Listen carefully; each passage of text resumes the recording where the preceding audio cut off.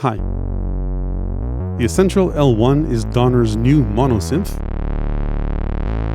heavily inspired by the classic Roland SH-101. Like the original, it has an analog signal path. It's based on chips which are clones of those in the original. It has very similar controls, but it also adds on top plenty of modern amenities like MIDI and more. Interestingly, it's being offered as a standalone desktop module you can use with any keyboard, but you can also pair it with a matching keyboard accessory that snaps to it with magnets.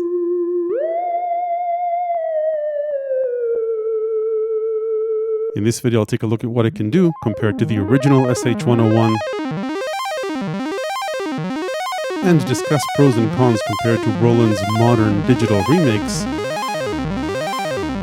the S-1 and SH-01A. Before I start, a quick disclosure, Donner sent me the L1. Other than that, no money changed hands. They have no say over the content of this video and don't get to see it before it's published.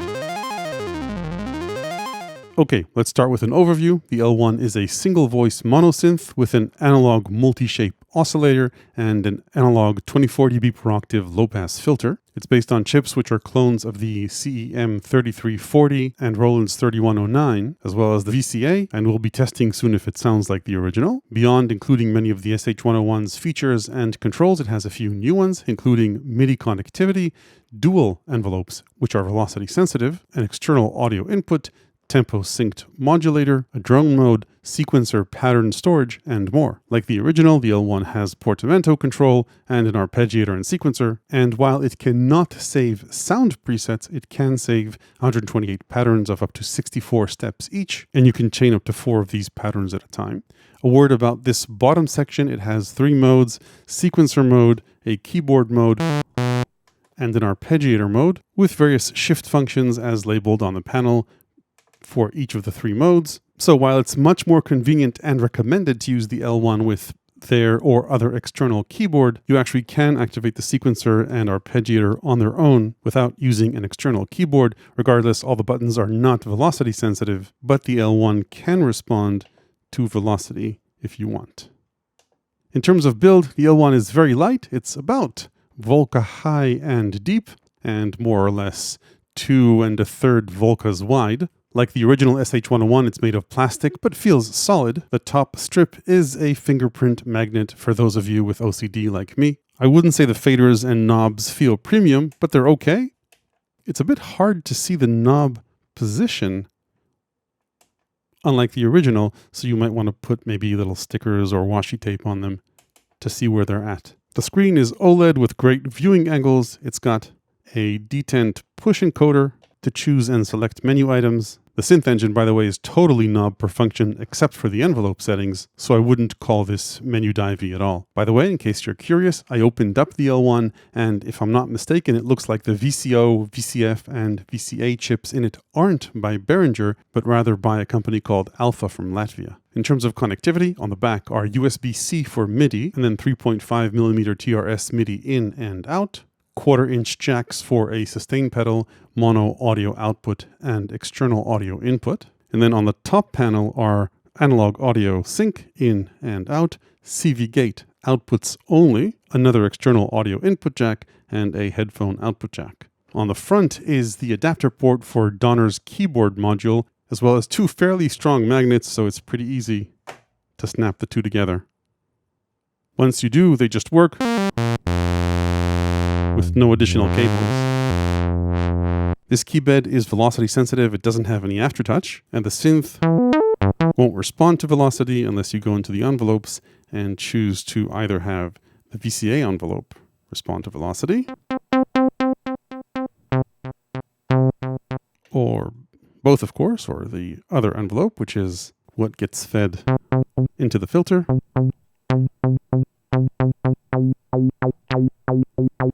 Okay, let's dive into the details by way of comparison to the original Roland SH-101. The octave range on the L1 is broader than the SH-101. So for example, all the way down on the range and transpose all the way down, that's as low as the main oscillator goes. Whereas we can transpose the L1 even lower to an extreme.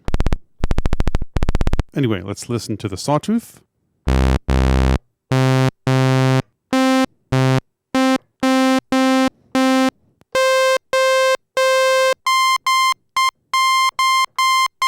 Let's go all the way to ear piercing on both. You can see that both are slightly sharp here. Comparing the saws, you can see the saw's shape is rounder on the SH. Maybe the L1 is a bit brighter, but they sound very similar to me.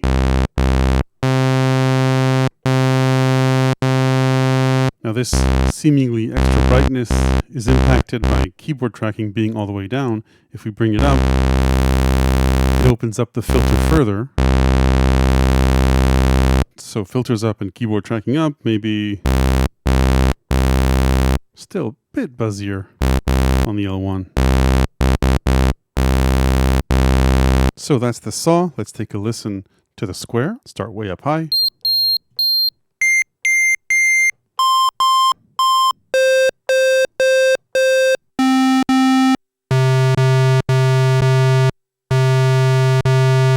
Is a bit different, but is the sound? Let us know in the comments. They sound very similar, but the square maybe is slightly more angled on the scope. Maybe slightly brighter on the L1. You tell me.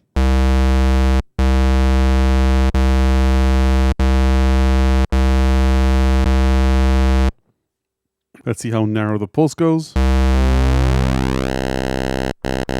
And here. So the original does seem to go a bit narrower.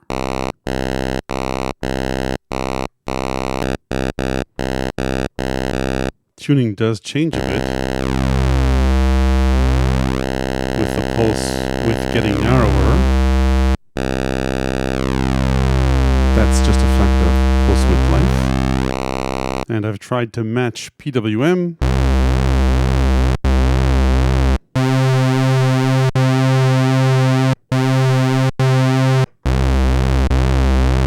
So that's the square. Let's listen to the sub oscillator on both. This is the -2 sub oscillator.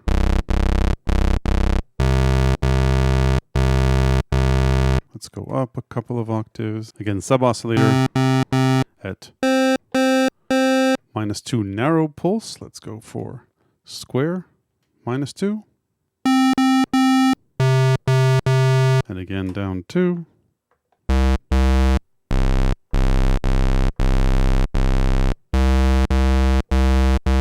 Let's do a bit of 1 octave down. Let's listen to noise. So first off, at maximum level, this is way louder. I'm going to try and level match them. So after trying to match the two, I got to pretty much here, and we're at a slightly lower level here to match levels. The L1 noise seems also more high-passed. The noise level matters, of course, when you mix in another oscillator. For example, here, the saw drowns out the noise, whereas on the SH, the noise pretty much drowns out the oscillator. And then 2 audio sources the L1 has that the SH doesn't. A triangle waveform, which opens up interesting wave shaping possibilities with the other wave shapes. Let's briefly test the external audio input. You can plug in any external audio source you want. So for example, let's see what's on the radio. The VCA needs to be open, of course, which we can do in drone mode. I've got my trusty transistor radio here. And one way to get a louder noise going into the synth is to simply tune it to a non-station. And voila, we've got a noise generator that's much louder than the one on board. It's a $9 upgrade, but it also plays polyphonic music. You can also use the external input for the oldest trick in the synth book, which is feeding back the audio into the input. Without resonance, it adds some girth to the sound.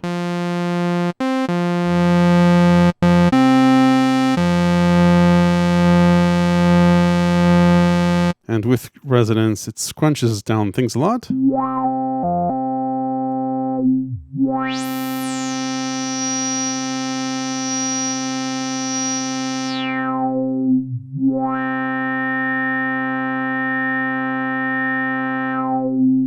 Sometimes less impactful than others.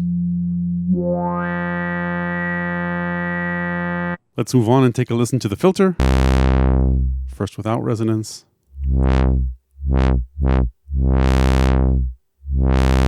And on the SH.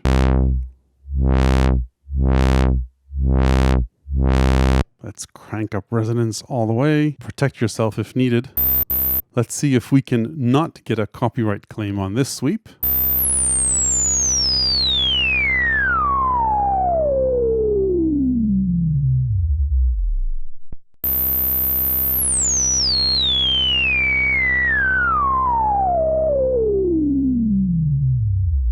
Let's maybe grab a harmonic. Let's go for the fourth one.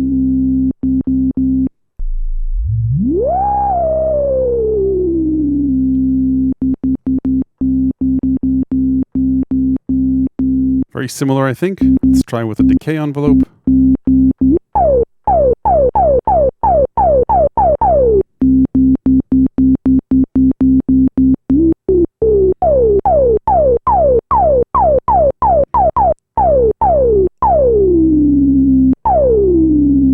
Let's maybe go higher.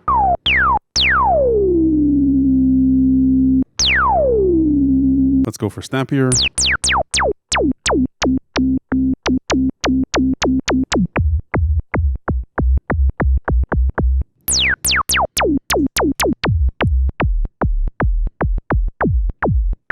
So I've tried to match up the laser beams. So I think both are capable of snappy. Let's try envelopes all the way up, filters all the way down, and first resonance all the way down. Seems like the L1 has more depth. Let's try resonance about halfway, envelopes all the way open up, decay all the way open up. This opens up more, so I'll lower this down a bit to match them.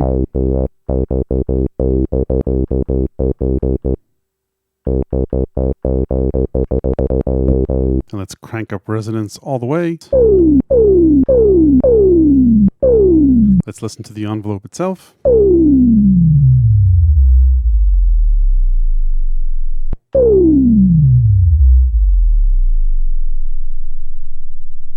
Let's test keyboard filter tracking, resonance all the way. So I try to tune the filters.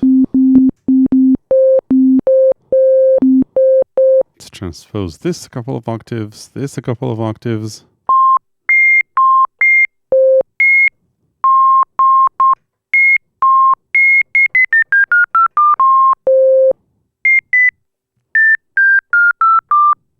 So filter tracking here. Not great, but stays in range within a couple of octaves. And filter tracking on the L1, I'd say is slightly better.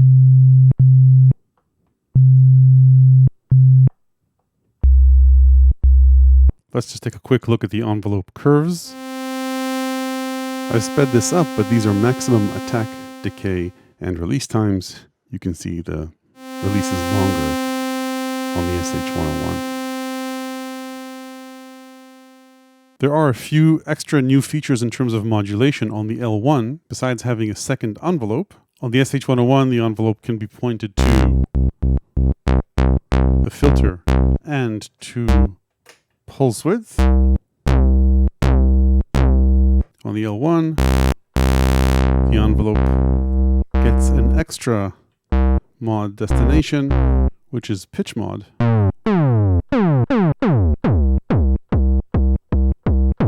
Which is pretty useful. Envelope options are gate plus trig, which means the envelope will re-trigger every note you play, even if you play legato, and then gate, which re-triggers the envelope only if you don't play legato. Note priority here, by the way, is low, and that's the only mode. In gate mode, in gate plus trig, it's last note. On the L1, you have to dive into a menu to turn off free triggering if you want to. Note priority stays last, which is a good thing, unless you want to change that in the global settings. And then as far as the modulator goes, as we saw earlier, you can point it to pulse width, or pitch, or the filter cutoff. Same deal here, pitch, PWM, or filter cutoff. The rate range here is fixed.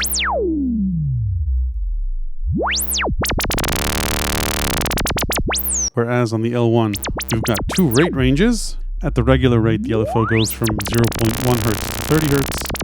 And in the high rate mode, it goes up to 200 Hz, as well as tempo synced with shift. The shapes, by the way, are the same as the original, which is a bit of a shame. They could have added more here. Triangle, square, random, and noise.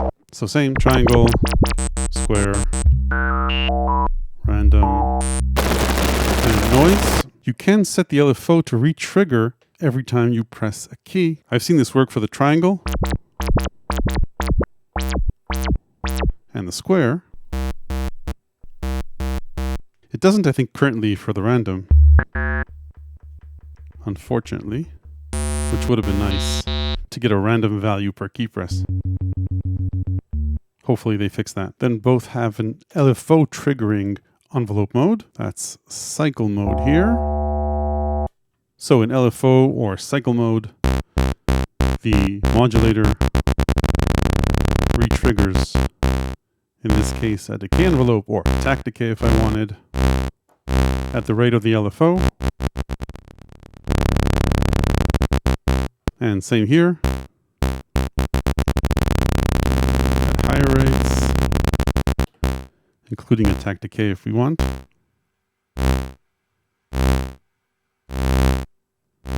Then the L1 has another VCA mode, which is just drone, which is as the label says. Moving on, both have portamento or glide. The three expected modes, which is on, which always works, regardless of whether you play legato or not, or auto, which I call Gangnam style mode. So same deal here. Always on, or in terms of the mod wheel or bender, you can use pitch bend to bend pitch and control the filter, something you can't on the L1. And then this has vibrato control by moving the bender up.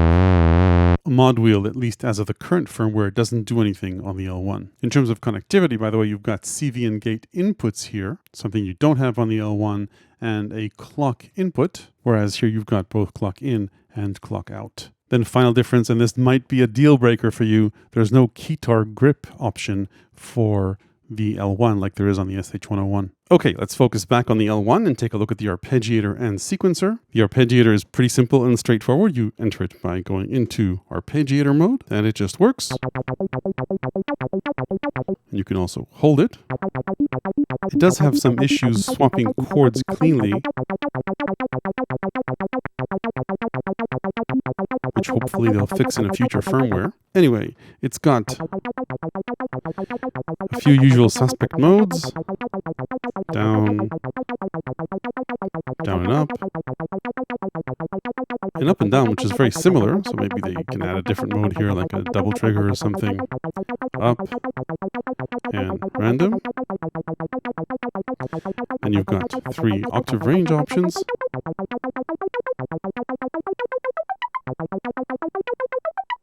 Let's see how random works with that. Okay. And then it's got one more cool feature. There's actually a playhead running across here, and you can insert rests along the sequence. So that's the arpeggiator. Let's move on and take a look and listen to the sequencer. Each sequence can be up to 64 steps long across 4 pages of 16 steps. Sequences live in songs, which you can load and save. Each song can reference up to 4 sequences that live in 4 slots, and you can move between these slots either manually or chain them in a loop. So for example, in this song, I've got 4 sequences of 16 steps each, and that's because I want to swap between them whenever I want.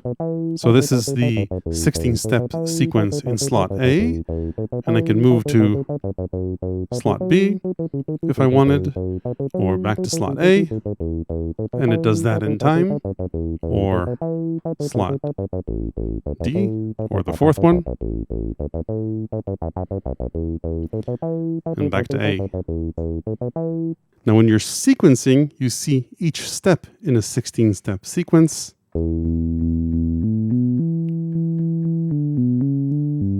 When you're playing sequences back, not in sequencing mode, then each LED represents 4 steps. So as I play through this, I'm playing through 4 steps at a time in a 16-step sequence. If I wanted to just chain these sequences and play them one after the other, I'd go into the song and change the play mode to auto. Each slot, by the way, each sequence can have its own tempo if you want. You set the tempo here, and there's also a tab tempo. Programming a sequence is pretty simple. I'll go into a new song, and you'll notice even if I load up a new empty song slot, it can still reference any one of the sequences I've saved here. I didn't name them all, but you can. So if I wanted to get an empty sequence within an empty song, I need to load up one of the empty ones. Let's say go to empty 16. Then to sequence, you can only step sequence. You hit record and start playing in nodes. You can tie notes if you want, or add rests. Let's settle for this for 16 steps. You can also go ahead and edit sequences, jump from step to step by pressing it or going through the steps here. To edit a step, you press the encoder. You can change its note value and also change its velocity if you want with Shift. And I'll hit back. You can also remove or add ties or add rests. So now I've added a bunch of rests. You can clear steps with Shift and clear, or clear the whole pattern with a long press. And if I was to sequence a very long pattern, then I could move between the pages like this. The nice thing is when you edit a song and hit save, it'll save all 4 sequences attached to its slots. And you can also hit Shift and save to rename an individual pattern within a song. So don't be like me, give your patterns names, otherwise you'll be stuck with a lot of no names. So that's pretty much it for the sequence. Let's take a look at the overall settings. I won't go over all of these, but you can fine-tune pitch. You could set the bend range for the pitch bend wheel. And continuing to go through these, you've got control of the keyboard mode here, if you want it to work or not. And MIDI settings, clock settings, and controls for the keyboard module. Speaking of the keyboard module, it's got 32 velocity sensitive keys without aftertouch. You can use it standalone, in which case it has USB-C for power, a 3.5mm TRS out jack, and sustain pedal jack. But if you hook it up magnetically to the L1, you don't need to worry about that. It just snaps into place and works. The keyboard itself doesn't have a sequencer or arpeggiator. Those are in the L1's brain. So it's pretty simple feature-wise. You've heard the pitch bend previously. The mod strip has cool LEDs, doesn't do anything with the L1 yet. It's got a useful OLED screen, which shows you which octave you're on and semitone transpose, as well as any of the settings you can choose with Shift. You see that on screen here. For example, MIDI channel, velocity curves, touch, and port controls. There's also a hold button So you've got a drone mode there as well. That's pretty much it for the KBM32 keyboard module. It does match nicely with the L1 and snaps into place very smoothly. The magnets aren't super strong, so don't try picking it up by the keyboard or by the top. The other half will fall off. And while they do complement each other visually, if you have another external MIDI keyboard, it'll work just fine. If it has a 5-pin MIDI output, you'll need to get a dongle to connect it to the 3.5mm TRS jack in the back. And one little tidbit thing I noticed, if you take a regular mono TS cable and plug it to the headphone output, it might add some crunch to the sound. Don't ask me why. So this is with and without. With. Do with that or not what you will. Okay, let's talk about pros and cons for the Donner Essential L1. First, on the pros side, I think that the raw sound is really good. The oscillator and filter not only sound great, they also sound authentic to the extent that I could tell, with the exception of the noise generator. That is rather faint compared to the other oscillators, like I mentioned earlier. As for the rest, you can judge for yourself in the side-by-side tests previously shown in this video. Also on the pros side are the few additions to the original, like the oscillator pitch envelope, triangle wave, external input, drone mode, additional envelope, audio rate, LFO or modulator with tempo sync, velocity sensitivity, also in the sequencer. And finally on the pros, I think that what makes the SH-101 a classic isn't just its sound, but also the hands-on nature of its interface, and the L1 replicates that nicely in a compact form factor that doesn't feel cramped, along with the useful sound design additions I mentioned before. On the cons side, let's first talk about the hardware and then firmware, which might change in the future with updates. So on the hardware side, while Roland isn't reissuing an analog SH-101, at least not that I know of, it still has two strong competitors to this, the compact S-1, which costs less as of the making of this video, and the SH-01A, both with more features including 4-voice polyphony, effects, more comprehensive wave shaping on the S-1, and when I compared their engine side by side with the SH-101, they sound pretty darn close if you ask me. I'll link to my video comparing their sounds and features below. Also, while you can save sequences here, you can't save sound presets. The engine controls are entirely analog, unlike the Roland counterparts. Of course, all this assuming that you're looking for something with SH-101 sound. There are plenty of other synths with more oscillators, filters, effects, and so on. Further on the cons side, there is some digital bleed. So let's say this is a sound.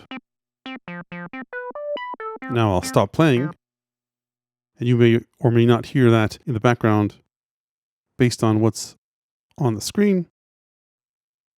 It seems to be related to how busy things are there.